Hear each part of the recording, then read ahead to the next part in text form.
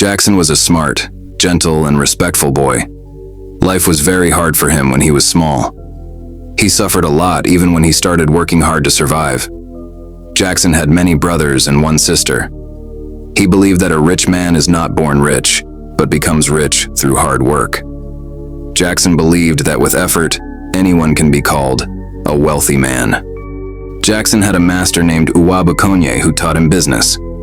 At first, Uwabukonye liked Jackson very much, but later, he started to hate him.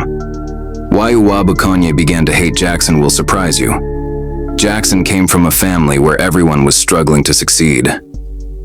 People in the village believed that nobody from their family would ever succeed. They even believed that their future generations would never succeed. The head of this family was Uwabukonye, the father of Jackson. Uwabukonye loved Jackson very much because he was his last child. One morning, Uwabukonye called all his children into his hut.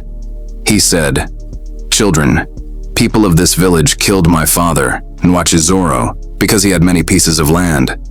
He refused to sell them to the Igwe, who wanted to build a mansion. My father was a gentleman, just like my last-born Jackson. He was tall, like your sister Ozodiugo, and dark in color like Ugana. My father never joined the bad things king and his cabinets were doing in this land. Look at Ozaguru, the wife of late Iyara. Many married men in this community still disturb her because of her beauty, even after she gave birth to 12 children before her husband died. My father did not like such things. He helped many people when he was alive. He did not care about the little money he made from tapping palm wine. He paid school fees for many youths in this community. He taught many young boys how to tap palm wine. Almost all the old men who tap palm wine today were trained by my father. When my father was doing all these good things, he thought they would help him and his children later. But do you know what happened? They joined together and killed my father. They also killed my brother. They even tried to kill me. But the gods of our land saved me. They made me crippled and blind, but I am still alive. They wanted to take all my father's land and property.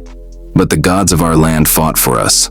That is why I named my first son Chinazandu, which means God protects life. I am a beggar today, not because I like it and not because I did evil. It is because evil people in our community did bad things to me. My friend Ukandu saw everything. He was older than me, but we were both small when it happened. I, Odilichukwu, am still alive, and nobody in this community will dare to take the land and properties that they killed my father Nwachizoro for. I called you all here this morning because Jackson is going to the town to live with Uwabukonye and learn electronics business. Jackson is my last-born, and I want him to make this family proud. Jackson, where you are going now, obey your master and his wife. Do not steal their money. Respect their customers so that the customers will respect you. Do not follow bad friends. Choose friends who will help you. You are from a poor family. You are from a community that does not want you to succeed. Learn this business very well. May the gods of our land go with you. After he finished speaking, the eldest brother prayed for Jackson and told him to remember all the things their father said. He promised to support Jackson in every way. He also said, "If your master treats you badly, tell my friend Nwadara, who lives near your master's house." Jackson listened to everything and promised his family that he would obey them. The next day, Jackson woke up very early and got ready before Master Uwabukonye came to take him. After Uwabukonye spoke with Jackson's father, they left for Mbiama town. Jackson was very happy that day. Even though he loved staying with his father, he had no choice. He said to himself, "I must make money and bring my father to live with me one day." Jackson was now living in his master's house. Every morning he woke up early, washed his master's car, cleaned the house and did all the chores before going to the shop. The shop was far from the house, so he needed to take transport. But Jackson always chose to walk. He was used to trekking because he grew up in the village. In the shop, Jackson worked from morning till evening. Whenever electrical gadgets in the shop got spoiled, he repaired some of them himself. Soon, even their neighbors started sending their boys to learn from Jackson. If any neighbor had an electrical problem, Jackson repaired it for them free of charge. He would always say, "We are neighbors. I cannot collect money from you." This made everyone in the area love Jackson. Other boys in nearby shops started calling him Small Master. Customers also liked him because whenever he sold them something, he patiently taught them how to use it. Some customers from nearby shops were even sent to Jackson so that he could explain how to use what they had bought elsewhere. One day, Jackson's master's wife became worried. She told her husband, "Stop Jackson from doing some of the things he is doing in the shop. Customers no longer ask for you. They prefer to buy things only when Jackson is around. My husband, be careful. Jackson wants to take over your shop." But her husband, Uwabukonye, smiled and said, "My wife, I am Uwabukonye. Jackson cannot take over my shop.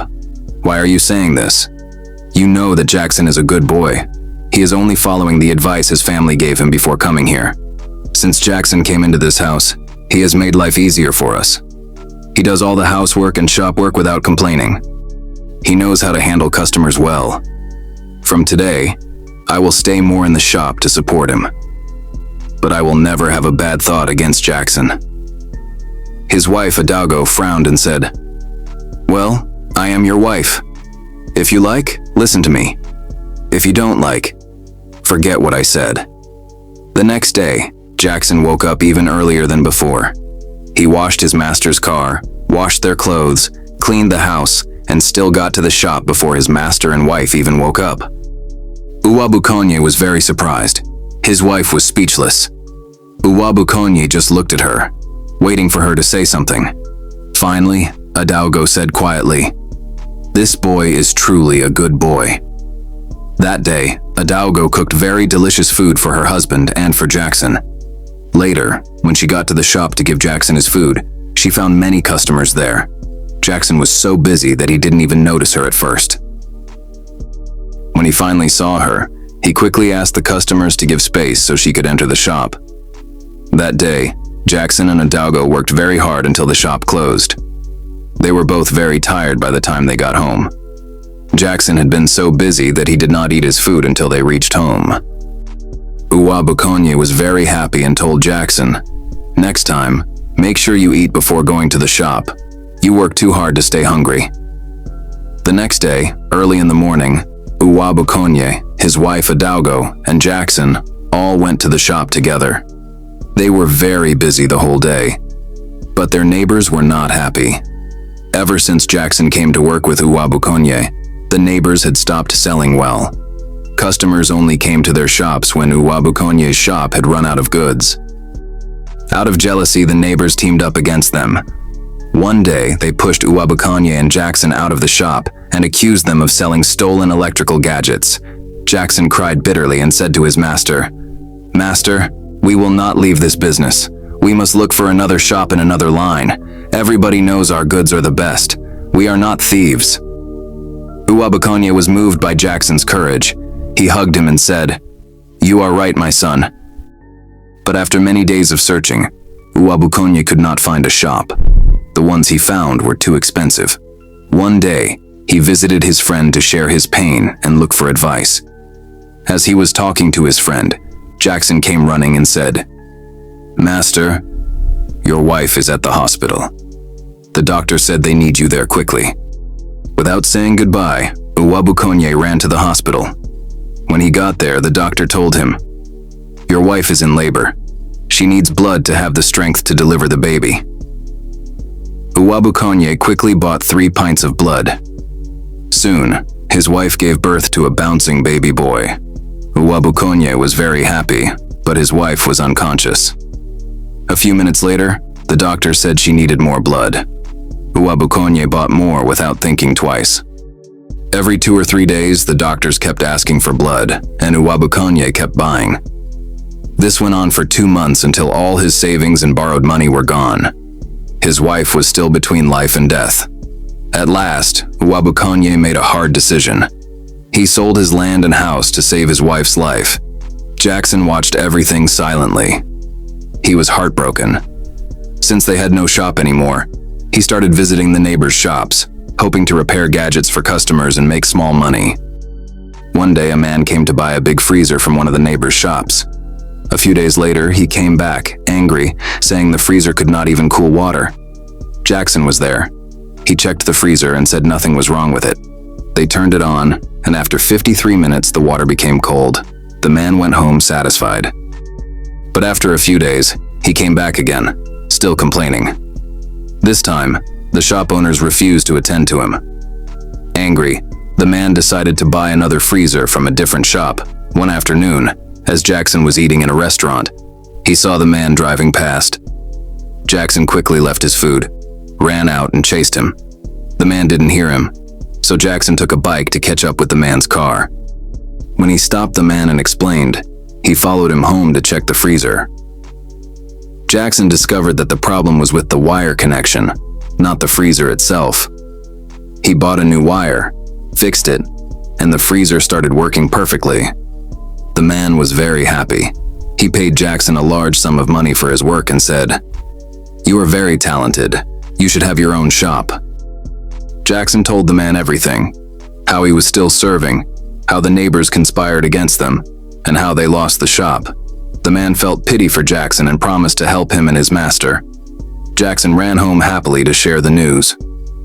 The next day,